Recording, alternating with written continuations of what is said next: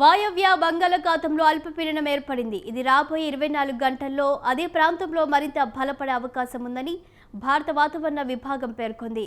తర్వాత 24 గంటల్లో పశ్చిమ వాయవ్య దిశగా ఒడిశా మీదుగా కదిలే అవకాశం ఉందని తెలిపింది. దీని ప్రభావంతో 2 రోజుల పాటు రాష్ట్రంలోని పలు ప్రాంతాల్లో భారీ వర్షాలు కురుస్తాయని అంచనా వేసింది.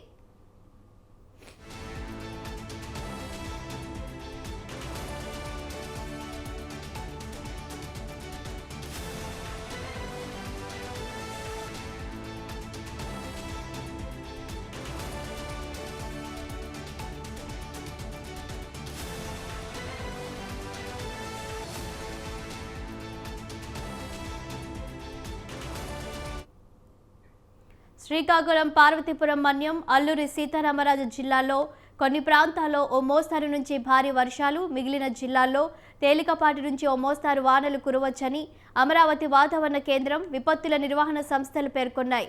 తీరం వెంబడి 40 నుంచి 60 కిలోమీటర్ల వేగంతో ఈదురుగాలులు వీచాయని, సముద్రం అలజడిగా మారిన నేపథ్యంలో మత్స్యకారులు వేటకు వెళ్లరాదని హెచ్చరించాయి. వచ్చే వారం ఉత్తర బంగాళాఖాతంలో మరో అల్పపీడనం ఏర్పడే అవకాశం ఉందని వాతావరణ నిపుణులు చెబుతున్నారు.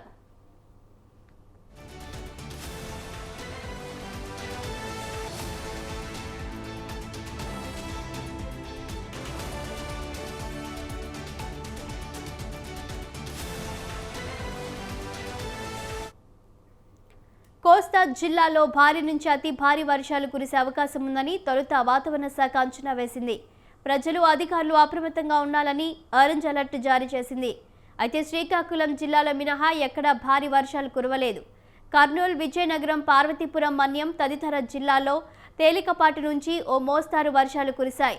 అత్యధికంగా సాయంత్రం 6 గంటల వరకు శ్రీకాకుళం జిల్లా సంత బొమ్మాలిలో 91.7, పలాసలో 79.7, టెక్కలిలో 59 మిల్లీమీటర్ల వర్షపాతం నమోదైంది.